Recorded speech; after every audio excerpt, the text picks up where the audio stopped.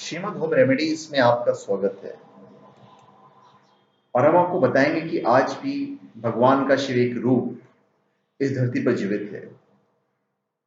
वो कौन सा रूप है? प्रत्येक युग में भगवान शिव की भक्ति हुई है और जब तक दुनिया कायम है शिव की महिमा गाई जाती रहेगी। विभिन्न धार्मिक ग्रंथों में भगवान शिव की महत्ता बताई गई है।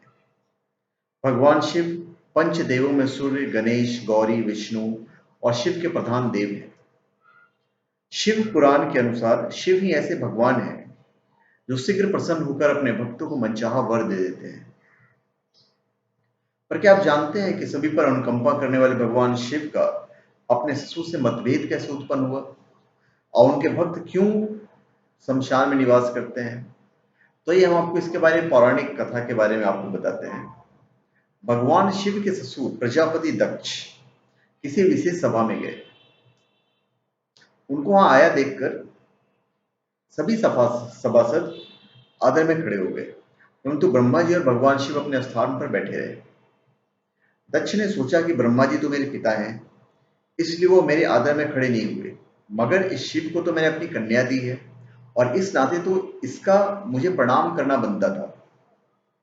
दक्ष को बड़ा क्रोध आया और उसने अंजलि में हाथ में जल लेकर इस प्रकार से भगवान शिव को श्राप दिया कि आज से यह शिव यज्ञ का भागी नहीं होगा। इस प्रकार से श्राप देकर दक्ष अपने घर को जाने के हुए तो उस समय उपस्थित सभासदों ने उसे रोकने का प्रयत्न भी किया, परंतु दक्ष पर कोई प्रभाव न पड़ा और वो अपने घर को चले गए। फिर भी भगवान शिव मौन बैठे रहे।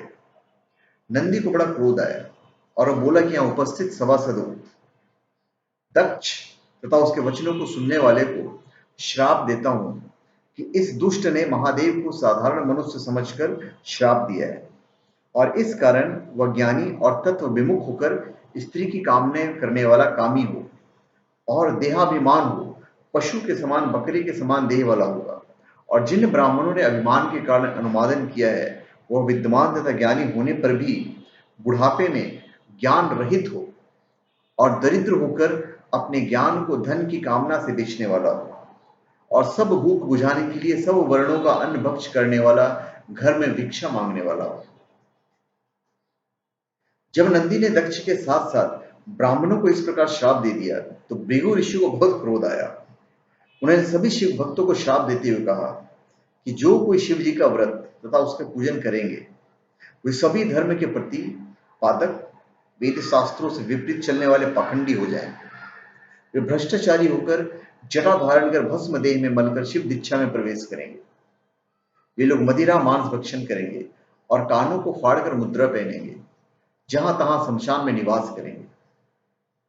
भगवान शिव के 5 रूपों में से एक रूप है अघोर रूप। अघोरियों को इस पृथ्वी पर भगवान शिव का जीवित रूप माना जाता है। अघोरी आम दुनिया से कटे हुए होते हैं। वे अपने आप में मस्त रहने वाले, अधिकांश समय दिन में सोने और रात को शमशान में साधना करने वाले होते हैं। अघोर पंथ में शमशान साधना का विशेष महत्व है, इसलिए शमशान में रहना पसंद ज्यादा करते हैं। शमशान में साधना करना शीघ्र ही फलदायक भी होता है। अघोरियों की साधना में इतना बल होता है कि वो मुर्दों से भी बात कर सकते हैं।